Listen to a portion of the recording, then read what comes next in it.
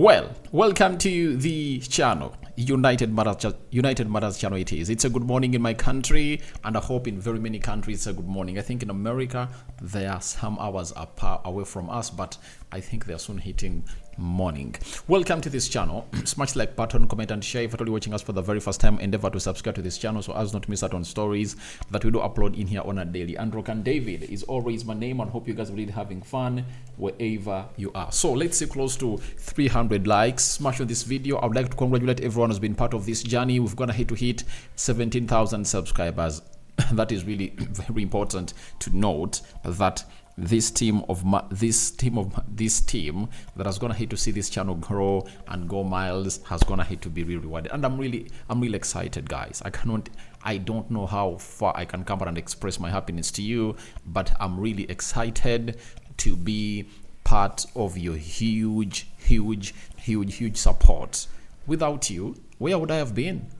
I would have been nowhere, but I'm who I am. We are what we are because of the 17,000 subscribers onto this channel. Now, after hitting that, let's obviously try to chase for 17,100 subscribers. You know, before the end of this week, let's see ourselves hitting that as we talk Ten Hag's extensive plan for Mason Mount. Remember, Mason Mount is one of those players that came off the bench and scored that only goal that saw us survive a loss at Brentford, and we failed to defend the 3 minutes. We conceded, and it looks like it was one of the hugest moments of Mason Mount, though he went ahead and really posted on Instagram celebrating this goal, but his head, it's all about mixed reactions. It's not the way he wanted it to start or end, but it finally came to our understanding that the guy has gone ahead, obviously coming through to do the needful and really put that ball at the back of the net. So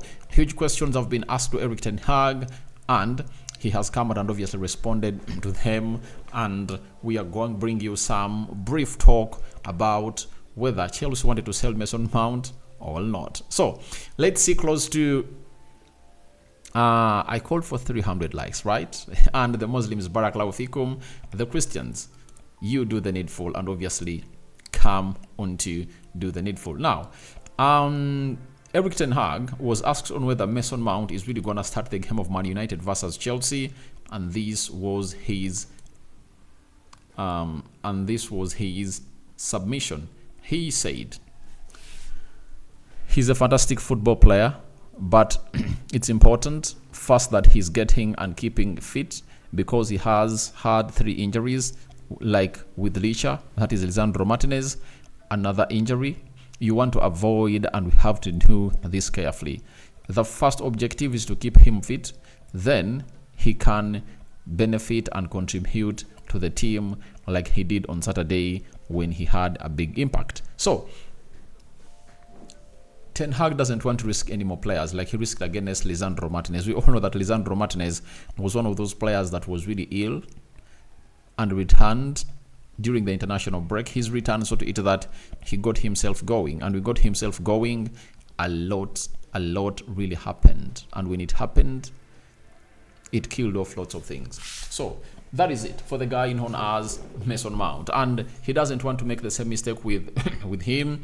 Mason Mount returned when you're playing against Liverpool. Understand, before we went ahead to score that one goal that saw us kill off the game, 4-3 scored by Amad Diallo, he was brought onto the field of play, and a lot really went ahead to happen in there, and it was really very important to note that this guy is really having the best of the best at Man United. He celebrated very well, and then he came in through to play some of the dying minutes when Erik ten Hag took off, I think, Marcus Rashford and brought on Mason Mount, and Mason Mount came in through and capitalized onto that pass that was given to him by Casemiro and hit it in the back of the net to make it 1-0.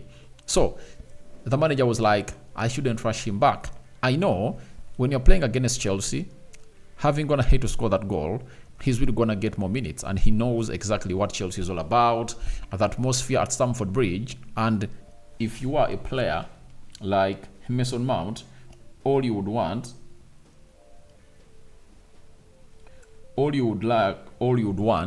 to do is to get in and really score at that stadium. I told you the goal he scored against Brentford might be the kickstarter or a springboard that takes him way up in the sky where we expected him. I really never agreed with the club to sign him, but I really understand exactly what he means to me as a person, because as a United player I have to back him, though I never really agreed him. But he can come out and really disapprove me that he's really going to be one of the best signings under Erik ten Hag. That is Mason Mount for you.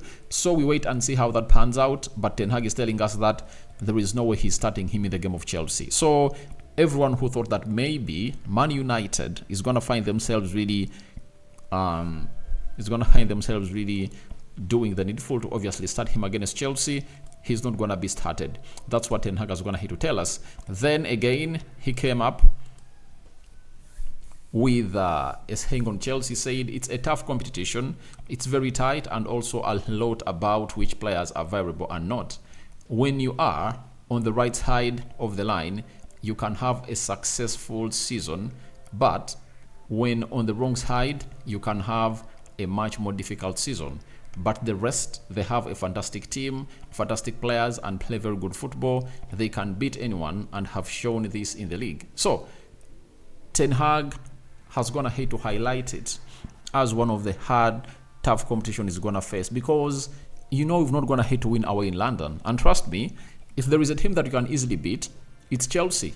But it's coming in through from a loss to Burnley, because for a team that was with one player down and you couldn't come out and really kill off the game, if you happen to find yourself in a situation where you've gone ahead to fight for a draw, then it's more or less than a loss. Not so? And we happen to understand that this team is really hungry, and I brought you the match preview yesterday. They're really working tooth and nail to see if they obviously get back to winning ways. And we know their record when they've gone ahead to play against big teams at Stamford Bridge. They drew with Liverpool, they drew with Man City, they drew with Arsenal. You understand? I think they drew with Spurs. Sorry, they've not yet played Spurs at Stamford Bridge. They played Spurs when they beat Spurs by 4-1, and they went ahead to really host Man United. And you know what you expect. All of the big teams have not gone ahead to collect 3 points at Stamford Bridge, and that's why Ten Hag is calling it a tough competition. I know it's going to be tough, and some people might not really even understand what it's really going to be like, but it's really going to be a tough one. I tell you what, it's really going to be a hard one to compete for in there. So for me, I really feel excited that this game of football is really going to happen, and we're here to see how we are going to find ourselves in a situation of really getting past this team. But I know everything is possible, and you know the importance of this game. Spurs have gone ahead to lose points. Not so, you all know that. Spurs have lost 2. Aston Villa has gone ahead to lose 3 at Etihad, and Man United is having 48 points, meaning that we are 11 points behind Tottenham, behind Aston Villa, and Aston Villa is going to have to play 2 more games than us. Then Spurs is having 30 points, so the Spurs is having 57 points, and they're 9 points behind Man United. And remember, they're going to have to play 1 more game ahead of us, meaning that we win against Chelsea today, we are 6 points behind Spurs, right? We got 51 points and 8 points behind Aston Villa, and we win our game we have in hand. You know what that means? We will be 5 points behind Aston Villa. That is it. He hit Aston Villa, has to play Arsenal. They have to play Liverpool. And for Tottenham Hotspur, they are left with Man City, Liverpool, and Arsenal. So, if they can drop, let's say they all draw those games. Those are how many points they're going to hit to drop. They're going to hit to drop 6 points, meaning that if they drop 6 and they gain 3 and we continue winning our games, we can really get to the levels we deserve to be. But the problem with Man United is you never know when United is going to be consistent. That is the hugest problem. But if we can really put in some 3 wins in a row, I think we can be in the touching distance to obviously qualify for the Champions League. Remember, I thought that it was going to be hard for us to qualify for the Champions League, but another chance is going to have to be given to us by these teams. Both teams losing points on the 30th match day and 31st match day for Aston Villa. Now, can we really show the intent of coming in through to put in a shift that we are supposed to be doing and really getting ourselves to where we want to be? That is the most important bit of it all. Then we go to Erik ten Hag and what a United correspondent has gone ahead to really search news for us, according to how Erik ten Hag and the staff have been impressed by Mason Mount's determination. He has told us that Erik ten Hag and his staff were impressed by Mason Mount's determination to return as quickly as possible. During his injury, Mason Mount, who was often the last player to leave at Carrington, asked to attend team meetings he was not required to attend to ensure he was aware of instructions from Erik ten Hag. So this was really very important for him, because as a professional player, when you are injured, you need to be playing football in your mind. That is it. You need to be playing football in your mind, and every time you really play football in your mind, you instill those tactics of the manager in your head, because every manager will tell you how you want to play, how he wants you to run, and every time he is really talking about those players that play in your positions, you feel like, all right, if Atola was there, I would have gone ahead to do the needful, ABCD. Even when you don't travel with the team to the match day and you're at home watching the game on TV, you look at the player playing that position and you'll be knowing the instruction that the manager is going to have to issue to that player, and you'll be like, but the manager never told him to be doing that. All else, the manager told him to be doing ABCD, and he has gone ahead to do it rightly. So that is it through coming in from Erik ten Hag, impressed about the mentality of Mason Mount, and if he keeps going like that and keeps chasing the dream, I think he might turn out to be one of the most important players for Man United in the coming season, because this season is done and dusted, but he might really help us to go ahead and play in the Champions League, one. Then he might also help us to really qualify and go ahead and play in the FA Cup final, and he might be really one of those players that is going to be very much decisive in lifting that title of the FA Cup. So, Rob Dawson, a United correspondent for the ESPN, also added and said, during his injury layoff, Mason Mount asked to be part of the team meetings that he wasn't required to attend, an effort to make sure he was up to speed with Erik ten Hag's instructions and ready to return as soon as possible. It meant long days at Carrington, and according to sources, there were very many occasions where he left as the last player. That is it. Then Ten Hag was asked on Mason Mount and said, I don't think Chelsea wanted to sell him. They wanted to keep him, and they even offered him a new contract many times, but he wanted to make the step. So we all know that Chelsea never wanted to sell Mason Mount, but because Mason Mount was really left with just 1 year on his contract, he was like, I think it's the high time I left Chelsea and went for another club. And I know what really threatened him about Chelsea. Chelsea was really having no plan. When you look at the players that Tony Boyle came in through and really bought, if you are a player that's been at Chelsea and you knew how Abramovich did his stuff, you had to get worried. You had to get worried because stuff that was ugly was really coming. Now, Rob Dawson went ahead to confirm to us what Ten Hag said, that Chelsea owners were under pressure to raise money during last summer's transfer window, and as an academy graduate entering the final of his contract, Mason Mount was viewed as a perfect solution. Sorry about that. Was seen as a perfect solution to generate a much-needed cash injection.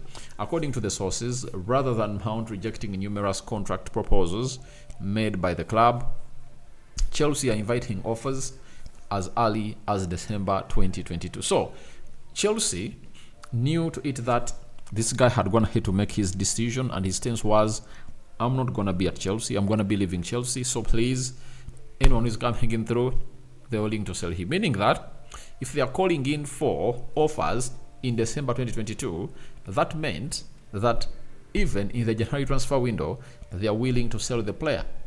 They were willing to come up and really sell the player and put him on the market, because they felt like the more you sell him, the earlier you sell him when he still has a longer contract, the more money you get out of him. And I know their threat was all about him being an injury-prone player. But amidst him being an injury-prone player, all big teams were interested in him. One, Man United, Arsenal, and Liverpool. All those managers We are hugely interested in signing this guy, but finally he decided and made a decision that I'm gonna come up and play for only one club, that is Man United, and that's where he is right about now. So Chelsea wanted to keep him, but the player wanted to move. So guys, your thoughts on how Ten Hag is impressed by Mason Mount and him being ready to obviously see how he integrates him in the team of Man United, are welcome in the comment section below. Rokan David remains my name. I sign out for now. See you later, and I cover you all in the precious blood of Jesus Christ, and may the living true God do the needful to you, the people watching in this channel. Rokan David is my name. We out, and good morning. Thank you for helping me hit 17,000 subscribers. Continue to subscribe, and the rest is gonna be history. I'm out.